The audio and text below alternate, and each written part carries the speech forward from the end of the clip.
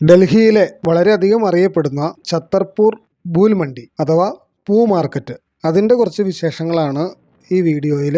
സമയം രാവിലെ ഏതാണ്ട് 5:15. ലേശം വൈകി, ലേശമല്ല നന്നായിട്ട് വൈകി. കാരണം ഈ മാർക്കറ്റ് സ്റ്റാർട്ട് ചെയ്യണത് അതിരാവിലെ ഏതാണ്ട് 3 മണി തൊട്ടാണ്.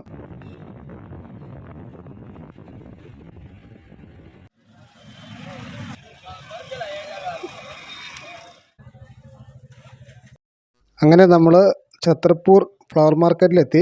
ഡൽഹിയിലെ ഏറ്റവും അറിയപ്പെടുന്ന ഫേമസ് ആയിട്ടുള്ള ഹോൾസെയിൽ ആൻഡ് റീറ്റെയിൽ ഫ്ലവർ മാർക്കറ്റുകളിൽ ഒന്നാണ് ഈ കാണുന്ന പൂ മാർക്കറ്റ്.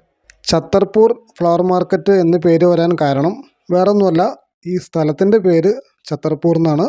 അതുകൊണ്ട് തന്നെ ഛത്തർപൂർ ബൂൽ മണ്ഡി അല്ലെങ്കിൽ ഫ്ലവർ മാർക്കറ്റ്. ഞാനീ പറയണതിൻ്റെ ഒപ്പം തന്നെ നിങ്ങൾ ഈ കാഴ്ചകളൊക്കെ കണ്ടു പോരെ.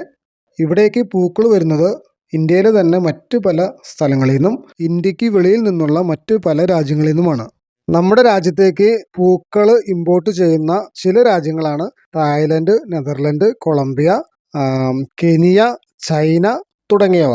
ഇതിൽ 2023 കണക്കനുസരിച്ചിട്ട് ഏറ്റവും കൂടുതൽ പൂക്കൾ നമ്മുടെ രാജ്യത്തേക്ക് ഇമ്പോർട്ട് ചെയ്തേക്കണത് തായ്ലൻഡ് ആയിരുന്നു എന്നാണ് പറയണത്. ഏതാണ്ട് 70% മേലെ. അതിന് താഴെ നെതർലൻഡ്, കൊളംബിയ. അങ്ങനെ നമ്മുടെ രാജ്യത്ത് ഓരോ ദിവസവും എന്തുമാത്രം പൂക്കളാണ് പല പല ആവശ്യങ്ങൾക്കായിട്ട് വേണ്ടി വരുന്നത്. ഇന്ത്യയിൽ ഉൽപ്പാദിപ്പിക്കപ്പെടുന്ന പൂക്കൾ കൂടാതെയാണ് വിദേശ രാജ്യങ്ങളിൽ നിന്നും നമ്മൾ പൂക്കൾ ഇറക്കുമതി ചെയ്യണത്. പലതരം പൂക്കൾ നമ്മുടെ രാജ്യത്തേക്ക് ഇറക്കുമതി ചെയ്യുന്നുണ്ടെങ്കിലും വളരെയധികം ഡിമാൻഡുള്ള ചില സ്പെഷ്യൽ പൂക്കളുണ്ട്. ഡാഫഡിൽസ്, തുലിപ്പ്, അതുപോലെ തന്നെ പലതരം വെറൈറ്റി ആയിട്ടുള്ള ഓർക്കിഡുകൾ. ഇതിനകത്ത് ഡാഫഡിൽസ് അതുപോലെ തന്നെ തുലിപ്പ് ഇവയെല്ലാം സീസണൽ ഫ്ലവേഴ്സാണ്. ഈ തുലിപ്പ് ചെടികളെക്കുറിച്ച് പറഞ്ഞപ്പോഴാണ് ഒരു കാര്യം ഓർമ്മ വന്നത്. നിങ്ങൾ പലരും കേട്ടിട്ടുണ്ടായിരുന്നിരിക്കാം, ഇവിടെ ഈ ഡൽഹിയിലെ പ്രധാനപ്പെട്ട റോഡുകളുടെ വശങ്ങളിൽ നട്ടുപിടിപ്പിക്കാൻ വേണ്ടിയിട്ട് ലക്ഷക്കണക്കിന് രൂപ കൊടുത്ത് വിദേശത്തു നിന്നും തുലിപ്പ് ചെടികൾ ഇമ്പോർട്ട് ചെയ്ത ഒരു വാർത്ത. UK ഞങ്ങൾ താമസിക്കുന്ന ഏരിയയിലൊക്കെ കണ്ട കാട്ടിലും പറമ്പിലുമൊക്കെ ഈ തുലിപ്പ് ചെടികൾ ഇങ്ങനെ മുളച്ചു പൊന്തി നിൽക്കണ കാണാം. അത് കാണുമ്പോൾ ഞാൻ ചിന്തിക്കാറുണ്ട്, നമ്മുടെ നാട്ടിലെ രാജകീയ നിലവാരത്തിലുള്ള പൂക്കളിൽപ്പെട്ട ഒരു പൂവാണല്ലോ ഈ അവിടെ ഇവിടെയൊക്കെ ആയിട്ട് ഇങ്ങനെ വെറുതെ മുളച്ചു പൊന്തി നിൽക്കണതെന്ന്. UK കാണപ്പെടുന്ന ചെടികളുടെയും പൂക്കളുടെയും കാര്യം പറയുകയാണെന്നുണ്ടെങ്കിൽ അതൊരു മഹാസംഭവം തന്നെയാണ്. തുലിപ്പ് ചെടി ഒന്നുമല്ല. അതിൻ്റെ ഒരു വീഡിയോ ഞാൻ പിന്നീട് ചെയ്യാം. ഓക്കെ, അപ്പോൾ ഈ ഛത്തർപൂർ മാർക്കറ്റിലും അതേപോലെ ഡിമാൻഡുള്ള വളരെ വെറൈറ്റി ആയിട്ടുള്ള ഏതെങ്കിലുമൊക്കെ പൂക്കളും ഉണ്ടായിരുന്നിരിക്കാം. ഞാൻ നോക്കിയിട്ട് അങ്ങനെയുള്ള പൂക്കളൊന്നും കണ്ടില്ല. മാത്രമല്ല ഈ തുലിപ്പ് അതുപോലെ തന്നെ ഡാഫഡിൽസ് അതൊക്കെ സീസണൽ ഫ്ലവറാണ്. ഈ സീസണിൽ അതൊക്കെ ഉണ്ടോ എന്നുള്ള കാര്യം എനിക്കറിയില്ല. പിന്നെ മറ്റൊരു കാര്യമുണ്ട്, ഞാൻ മനസ്സിലാക്കിയ ഒരു കാര്യമാണ്, എൻ്റെ ഒരു തോന്നലാണ് കേട്ടോ. അതായത് ഈ വളരെയധികം ഡിമാൻഡുള്ള പൈസ കൂടിയ സ്പെഷ്യൽ പൂക്കളെക്കാളും ഏറ്റവും കൂടുതൽ ആവശ്യക്കാരുള്ളത് ഈ കാണുന്ന സാധാരണ പൂക്കൾക്കായിരിക്കും. ഇപ്പോൾ ഒരു ഉദാഹരണം പറയുകയാണെന്നുണ്ടെങ്കിൽ ഒരു വലിയൊരു സ്റ്റാർ ഹോട്ടലിലേക്ക് ഒരു VIP വരുന്നു. അപ്പോൾ ആ വ്യക്തിയെ സ്വീകരിക്കാൻ വേണ്ടിയിട്ട് ഈ പറയുന്നത് പോലെ വളരെ വില കൂടിയ കുറച്ച് പൂക്കൾ അല്ലെങ്കിൽ ഒരു ബൊക്കെ അദ്ദേഹത്തിന് സമ്മാനിക്കുന്നു. ഒരു 1-2 മിനിറ്റത്തെ കാര്യമുള്ളൂ. അത് കഴിഞ്ഞാൽ ആ പൂവിൻ്റെ ആവശ്യം കഴിഞ്ഞു. പക്ഷേ ഇവിടെ കാണുന്ന ഈ സാധാരണ പൂക്കൾ നമ്മുടെ രാജ്യത്തിൻ്റെ ഓരോ ഭാഗങ്ങളിലേക്ക്, ഓരോ സ്ഥലങ്ങളിലേക്ക്, ഏതൊക്കെ മേഖലകളിലേക്കായിരിക്കും, എന്തൊക്കെ ആവശ്യങ്ങൾക്കാണ് പോണതെന്നറിയാമോ? അങ്ങനെ നോക്കുകയാണെന്നുണ്ടെങ്കിൽ ഈ പറയുന്നത് പോലെ ഏറ്റവും കൂടുതൽ ആവശ്യക്കാരും ഏറ്റവും കൂടുതൽ ഉപയോഗവുമുള്ള പൂക്കൾ ഏതാണോ അത് തന്നെയാണ് ഡിമാൻഡുള്ള പൂക്കൾ.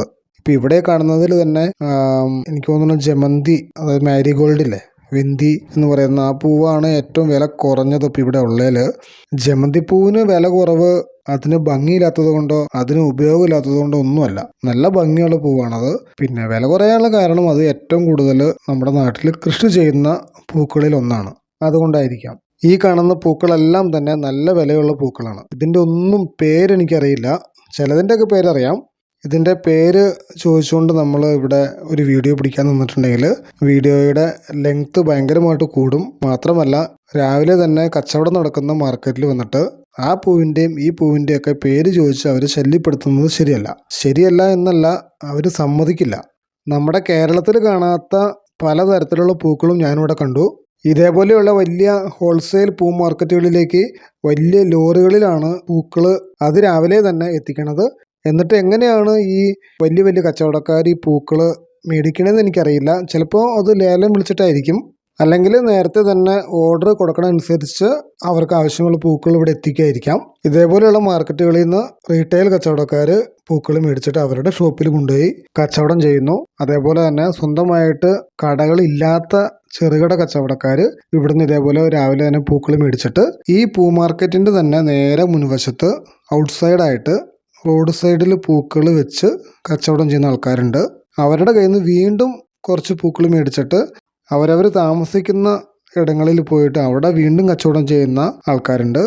ഇനി അതിലും കുറച്ചുകൂടി താഴത്തേക്ക് പോയാൽ എവിടെന്നെങ്കിലുമൊക്കെ പൂ സംഘടിപ്പിച്ചിട്ട് റോഡുകളിൽ റെഡ് സിഗ്നൽ വീഴുമ്പോൾ നിർത്തിയിടുന്ന വണ്ടികളിൽ പോയിട്ട് പൂക്കൾ കച്ചവടം ചെയ്യുന്ന വളരെ പാവപ്പെട്ട ആൾക്കാരുണ്ട്. ഇതാ ഈ കാണുന്ന ഇല കണ്ടോ? ഇത് പെട്ടെന്ന് കാണുമ്പോൾ മാവിൻ്റെ ഇലകളായിട്ട് തോന്നും. ഇത് മാവിൻ്റെ ഇലയല്ല, അശോകമരത്തിൻ്റെ ഇലകളാണെന്നാണ് പറഞ്ഞ്.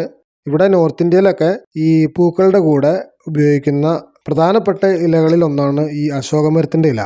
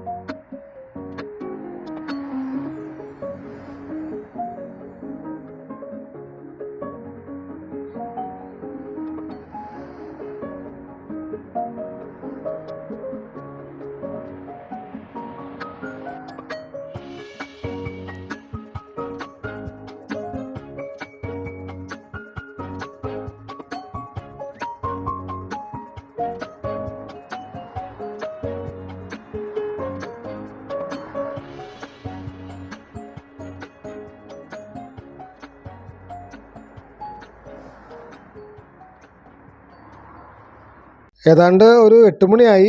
മാർക്കറ്റിലെ പൂക്കളെല്ലാം തന്നെ വിറ്റ് തീർന്നു. മാർക്കറ്റ് കാലിയായി. ഈ മാർക്കറ്റിനോട് ചേർന്ന് തന്നെ ഇതേ കോമ്പൗണ്ടിൽ തന്നെ ഒരു സബ്ജി മണ്ടി, അതായത് പച്ചക്കറി മാർക്കറ്റും കൂടെ ഉണ്ട്. അതും ഈ പറയുന്നത് പോലെ ഹോൾസെയിൽ ആൻഡ് റീറ്റെയിൽ മാർക്കറ്റാണ്.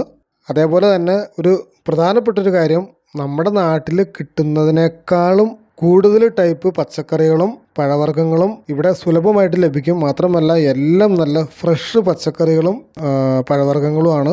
വിലയും വളരെ കുറവാണ്. കുതിരവണ്ടി പോകുന്നതുണ്ടോ? കുതിരവണ്ടി, കാളവണ്ടി, ഉന്തുവണ്ടി, ഇങ്ങനെയുള്ള ഒരു സിസ്റ്റം ഇന്നും ഈ നോർത്ത് ഇന്ത്യയിലുണ്ട്.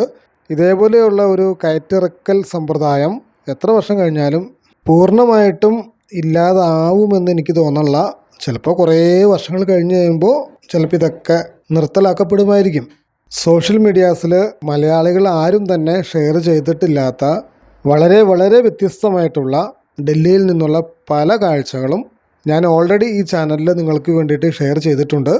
എല്ലാവരും പറ്റുന്നത് പോലെ ആ വീഡിയോസ് എല്ലാം എടുത്ത് കാണണമെന്ന് അഭ്യർത്ഥിക്കുകയാണ്. ഡൽഹിയിൽ നിന്നും അതുപോലെ തന്നെ UK നിന്നുമുള്ള വളരെ വ്യത്യസ്തമായിട്ടുള്ള മനോഹരമായ കാഴ്ചകൾ നിങ്ങൾക്ക് വേണ്ടി ഷെയർ ചെയ്യുന്നതാണ്. നമ്മുടെ ചാനലും എല്ലാവരും കൂടി ഒന്ന് സപ്പോർട്ട് ചെയ്യണമെന്ന് അപേക്ഷിക്കുകയാണ്. ഇത് ഈ ഇരിക്കുന്ന ഒരു ചെടി കണ്ടോ? ഇലച്ചെടി. ഇതാണ് ഇവിടെ ഇപ്പം നിലവിലുള്ളതിൽ ഏറ്റവും വിലയുള്ള ഒരു ചെടി. എനിക്കറിയില്ല, അതിൻ്റെ പേരെനിക്കറിയില്ല. ഇതിൻ്റെ ഇലയ്ക്കാണ് ഡിമാൻഡ്. ഒരു പ്രത്യേക ഭംഗിയിലല്ല ഇതിൻ്റെ ഇല പോയേക്കുന്നത്. സമയം ഏതാണ്ട് 8 മണി കഴിഞ്ഞു. റോഡൊക്കെ നല്ല തിരക്കായി. അങ്ങനെ 100 കണക്കിന് ആളുകളാണ് ഇതേപോലെ പൂക്കളുമായിട്ട് ജീവിതം മുമ്പോട്ട് കൊണ്ടുപോയിക്കൊണ്ടിരിക്കുന്നത്. ഒരപ്പച്ചൻ അദ്ദേഹത്തിൻ്റെ വീതം പൂക്കളുമായിട്ട് സൈക്കിളിൽ വെച്ച് കെട്ടി പോവുകയാണ്.